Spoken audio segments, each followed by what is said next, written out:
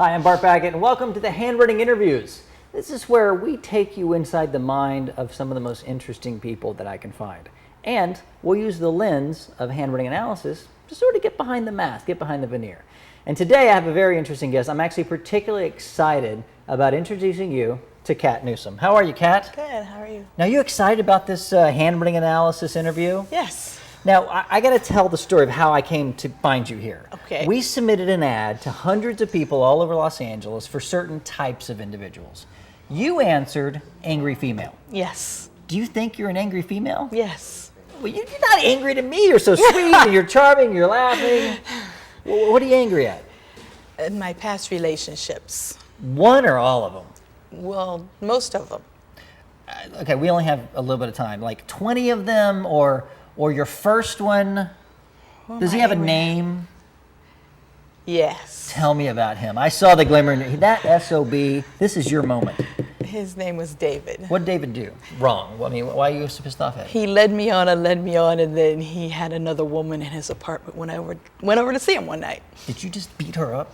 No, I kind of tried to run him over with my car.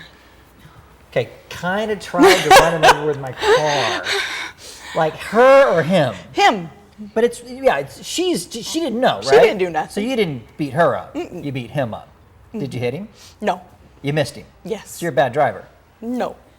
Or you're a poor murderer. I'm just a poor murderer. Right. Did you break up with him at that moment? Yes. Or he didn't talk you in a sad story, it was an accident, blah, blah, blah? Actually, we became friends afterwards. Why? Probably Why, because Jerri? he was afraid I'd hit him with the car, and he was scared of me, I guess. Now, the other part of there's a lot of people who said they're angry, and they really weren't. You, my friend, I think you qualify. Okay. Okay? I'm wondering, your handwriting is so sloppy. You right-handed, left-handed? Right. You're right-handed. Did you always write this sloppy since you were a Yes. child? Did you miss handwriting class, or? I think I was originally left-handed, but they made me write with the right one. And so you sort of always have been out of kilter with your handwriting? Yes. Okay. How smart are you, Jerri? Okay, are we talking street smart or book smart? Either one. Street smart, I'm pretty good. Book smart, not so much. So on book smart, you're an F student. Unless I study, and then I can get an A.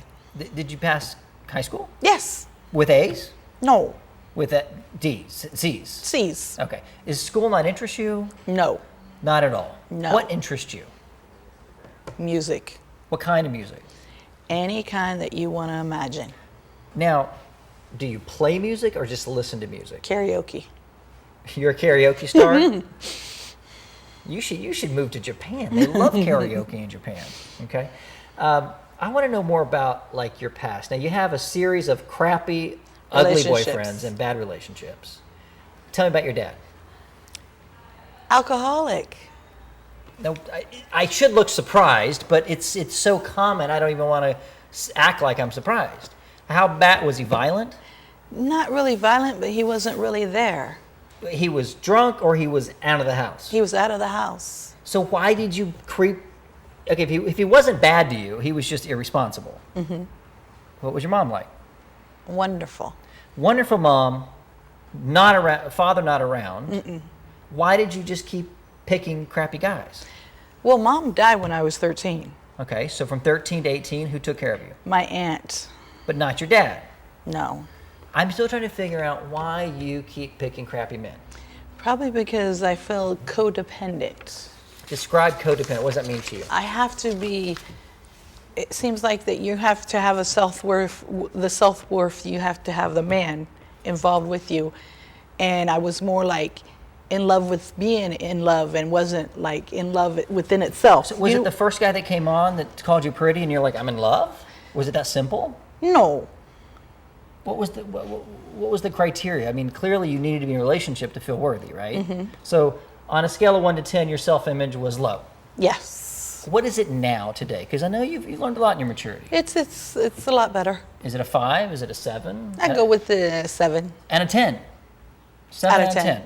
So what changed that you used to like pick crappy guys and not like yourself to now you're actually pretty discerning?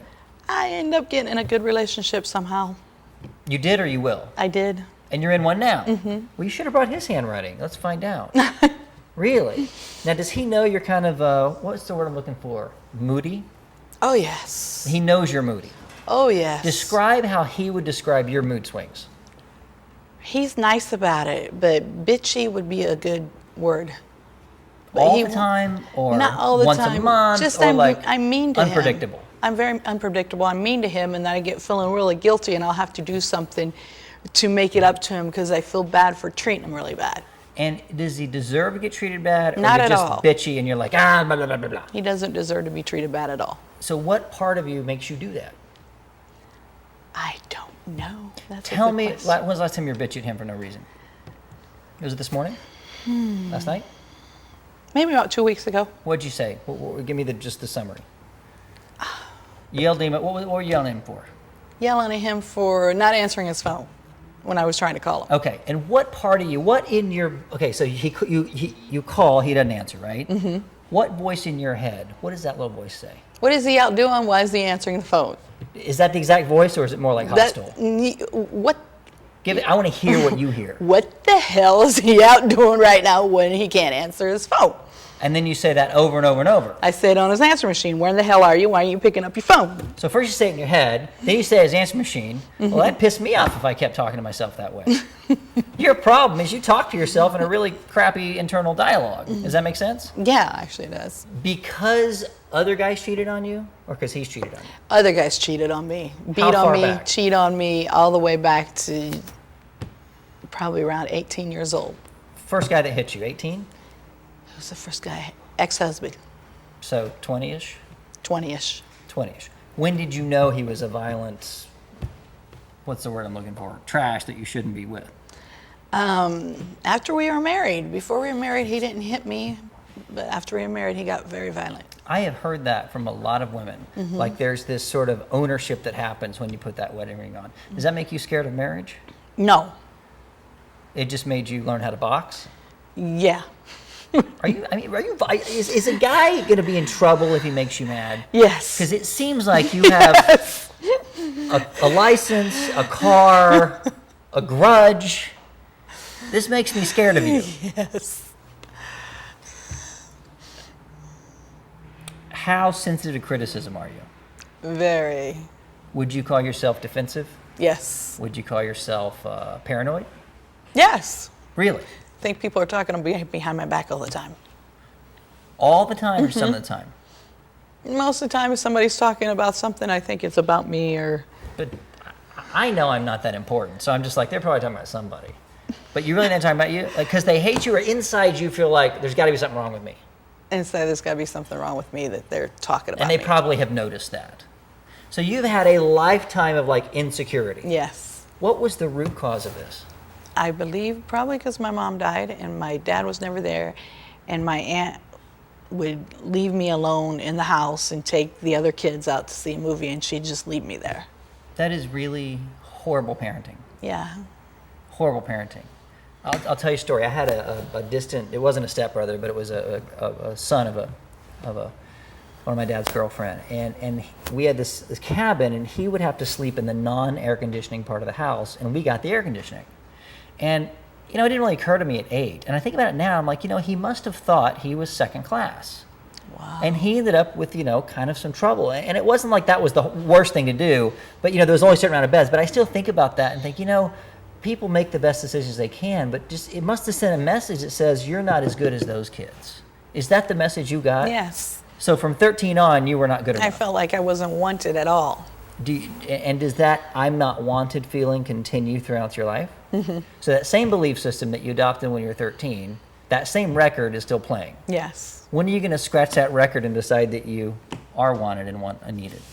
I'm trying to now.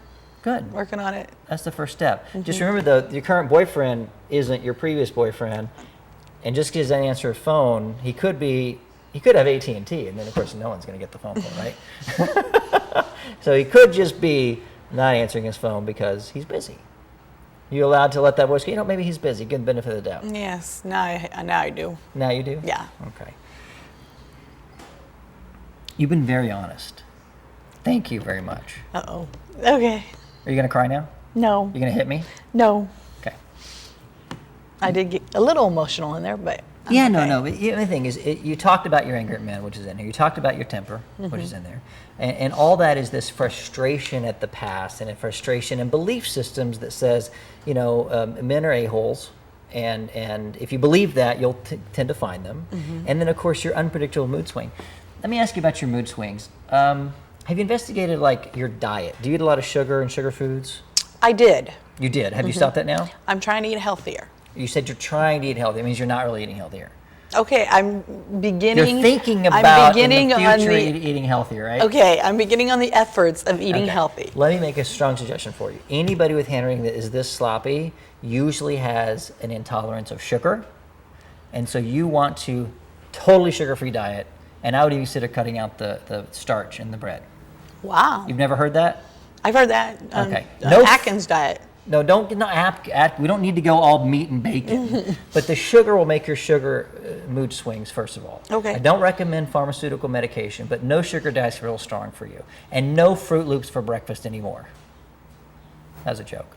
Okay. My mom used to feed me Pop-Tarts. I'm like, how am I supposed to think with Pop-Tarts in my brain? But I don't do Pop-Tarts anymore. And I don't have to eat steak every meal. But that is your health tip of the day. And if your mood swings level out, then you'll have a little bit more ability to react rationally when you hear little voices telling you those things like, he's cheating on me, he's cheating on me. Okay. But that's not true. You don't have any facts. And then you can start the process of treating your man with respect. Okay. Because that's the way you want to be treated, right? Yes. Give him the benefit of the doubt. He might be a guy, he might be a good guy. I always try and catch him cheating, and he always ends up not being cheating Well, on stop me. trying. Why don't you try and catch him loving you? How about that? Okay. Give that a shot. You've been very, very transparent. Thank you for your honesty, Kat. You're welcome. Very much fun. And analyzing handwriting, you learn a lot about interesting people and actually a lot of compassion, and maybe once in a while give some advice that'll change your life, right? Right? Hey, thanks for watching. This is the Handwriting Interviews. My name is Bart Baggett with Handwriting University. Thanks for watching.